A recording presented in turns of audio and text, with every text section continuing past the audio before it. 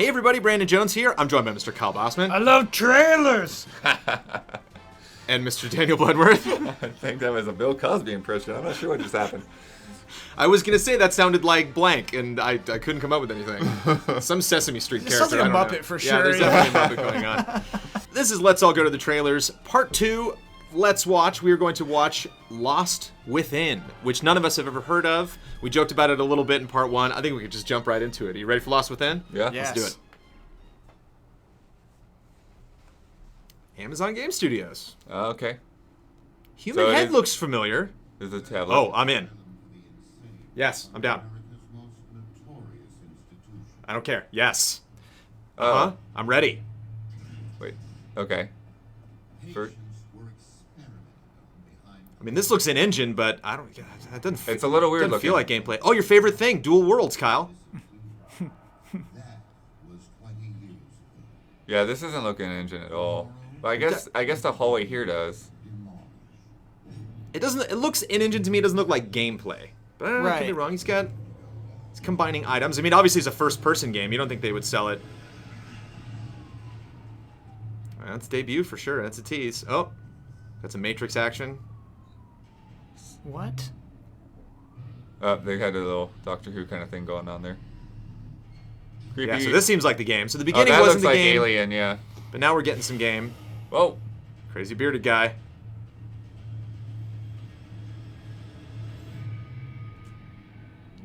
That person's lost within, clearly. And it's part of the logo. What? That looks like the Alan Wake logo. Held a little too bit on the end there. You know, if you're gonna like zoom up to the window and just put the hand up, I think that's a little silly. So Human Head is the studio who recently had Prey 2 canceled on them. Yeah, I'm not getting the vibe that any of their assets or lessons they learned from Prey 2 are going into this game. Yeah, gosh, this is weird. So, right, we're not controlling any of this intro part. I don't think we see things we control until pretty late. I think they're trying to demonstrate what kind of game we're going to see at this point. Which, on one hand, you know, this is always frustrating when we're like seeing something that kind of looks like the game but isn't really the game, but is going to play that way, but we're like supposed to believe it's the game. But at the same time, they do show what I feel is the game. I think you have the moment where he chucks the bomb, and I think Right. that's like a clear, you know, separation between this little intro part to kind of give you a sense of like where you are. And So and what's that, gonna be yeah, that happening. looks like gameplay there. This looks like Yeah, a for player sure. moving the camera. That looks like an Yeah. in-game character, yeah. But those shots are, it's so weird. The just first to- shots, like they look like they're using assets, but then they're touching it up somehow. And especially in the way that moves. Like, it doesn't move like somebody using a controller. A little bit scary. I did get a nice, I wouldn't call it a jolt, but I did get a little tremor when he looked to the right and then looked to the left, and or the player, could be, you know, man or woman, who knows, looked to the left and that guy had moved a little bit closer. Extremely generic, though. I mean, Yeah, I feel like Weatherby Asylum is a fairly generic name. You know, it's like having a scary game in an asylum where you're trying to get out. I mean, that's like very generic. Yeah, you have to tell us what's different about your game. I think what is different is this like we're switching back between you being sane and you seeing the reality. I guess that's what it, or time. Maybe like we're watching time pass. No, because I mean, it's like the thing knocking on the door. It feels like somehow reality is shifting in front of you for sure. Yeah. One thing I think is weird, especially about the beginning, is if you're gonna raise the tension, don't like just run and then hide under something and then go and like it just felt too quick. You know, like there's no sense of tension there when you just hide in this. Oh no, open the door. No, go over here. It was just it felt a little, I don't know, frenetic. The right word? It just yeah.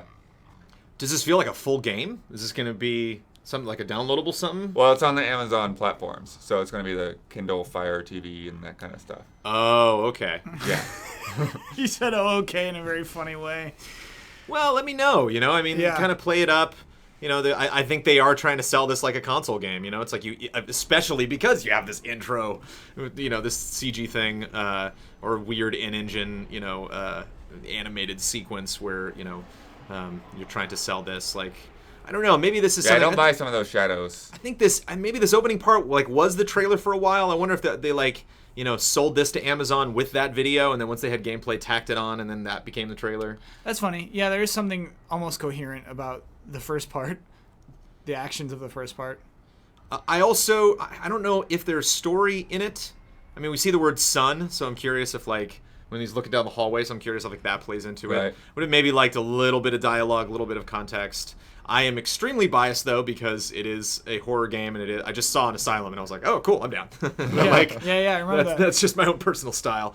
I mean, I think it's just kind of dull. I don't think it really does anything. It doesn't like offend me, you know. Like I'm not upset by it. I think I would maybe check this game out if I had it on the platform of choice. But and because of that, I was leaning on a 7. But I think I'm going to drop to a 6.8. Just because I like you were saying, I think the major thing is I need to know why this is different. I need to know why this is different than other games that have been placed in asylums or just horror games in general. I'm going to give this a 4. I think this is a trailer that hurts its game. I think your first goal when you're making a trailer for a scary game that takes place in an asylum is show us why it is different from any other game that takes place in an asylum. And I'm not sure they succeeded in that. Also, don't just throw a bunch of scares together at the end. When that bearded guy comes out of the hole and tries to grab you, no one is frightened. You just kind of toss it in there, and I don't think it's effective. You got to pace your trailer like you would pace a scary moment, and when you just toss them back to back to back, they're not scary. This guy just like whapping at your door, that's not scary. Oh man, it bums me out. Yeah. I think the trailer could have been better for the debut of this game. I think I'm gonna give this 5. I agree with Kyle in that it's not scary whatsoever, and part of that is gonna be due to the limited technology or whatever. Feeling like this is on a Android powered platform or whatever, but it's just not scary in like any sense really. It doesn't have the feels. As we learned last week.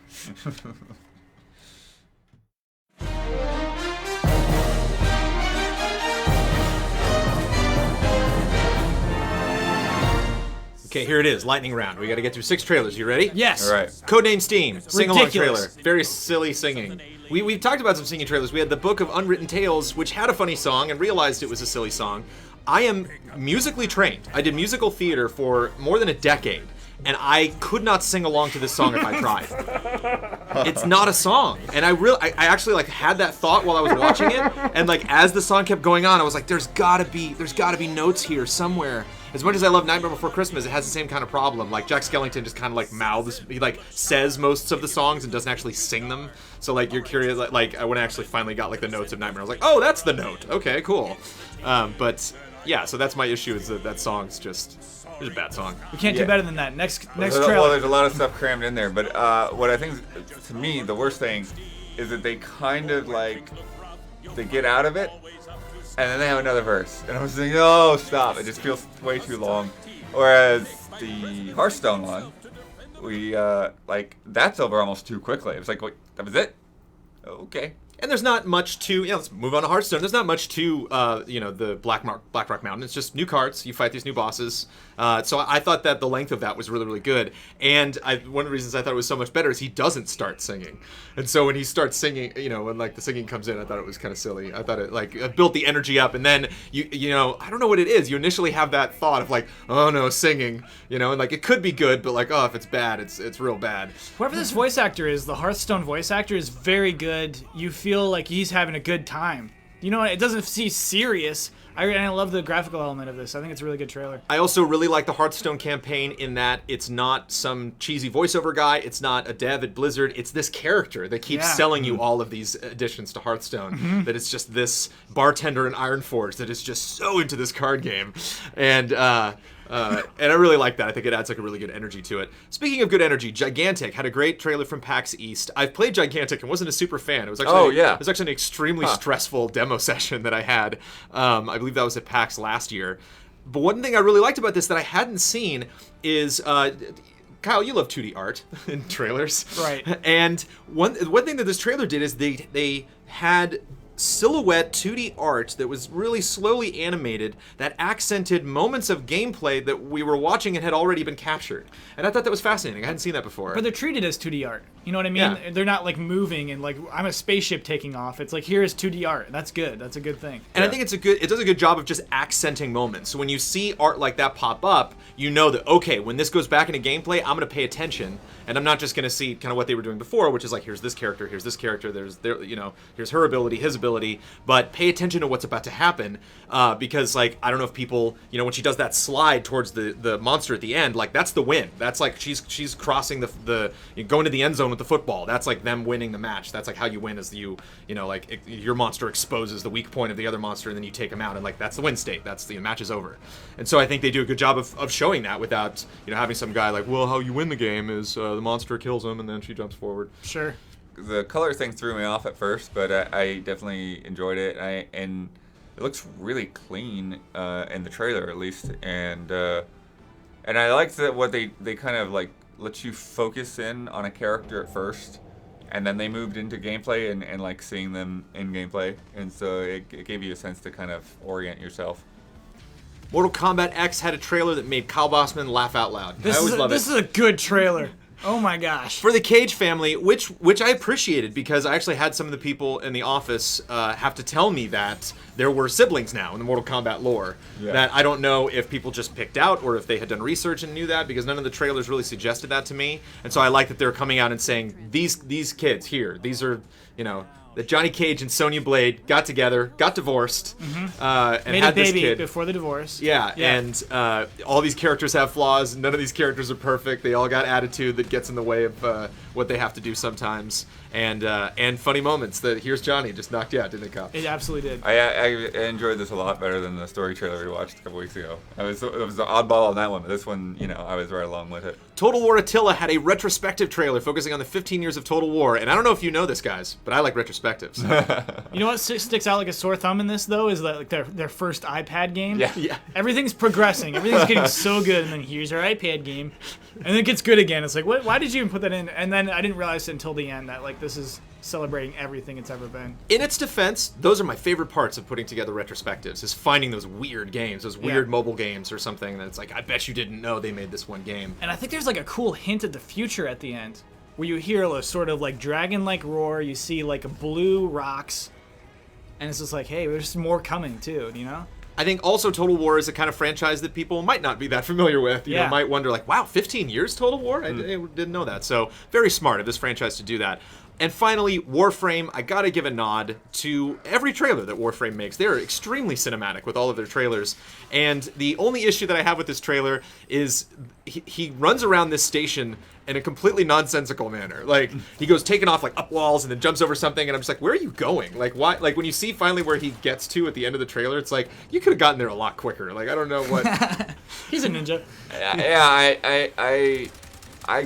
I lost it when he actually got there, because I was like, oh, okay, he's doing some cool ninja moves, whatever, and then he gets up there and he's like, and then, okay, I guess, are these his buddies? I guess these are his buddies, and he's like, oh, there's a big horde of things coming in, like, and none of that really had any impact to me. Like, I was more into seeing him move and traverse. So I felt the opposite.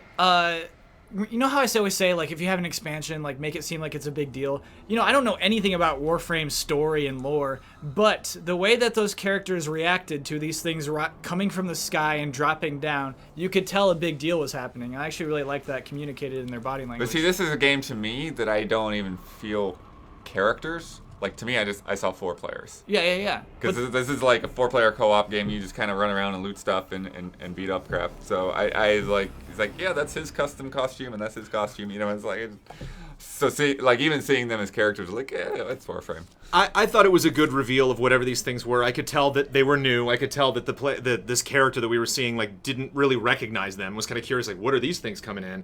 I really like the pace at which all of the enemies are plopping in at the end, and it does kind of suggest that, like, these characters are getting overwhelmed. From my perspective, I thought they were enemies, because he shows up and kind of doesn't wave at them right away. Like, they turn around, and I got the vibe that they were about to fight, kind of like the infamous Warcraft 3 trailer from back in the day, where you have the human and the orc, and it's when the elementals first show up, and so it was like, oh, humans and orcs fighting, and it was like, oh, what's this third thing? Okay, we should stop our classic fight, and we should worry about this new threat. And I dug that at the end of the trailer, and once again, just a nod to the entire campaign of Warframe. They do way more work than they need to sell off this game, which is kind of a niche game, and their trailers are very cinematic. I dig them. Ori and the Blind Forest is my trailer of the week. Gotta go with Mortal Kombat X. Wow. I really like that trailer. I think it's a super good trailer, worth watching. I'm going with Bloodborne. We all got different picks. Bloodborne. I was gonna say Bloodborne goes with Bloodworth, and I'm gonna stick with it. I'm gonna say Even that. Sony's making those jokes now. So.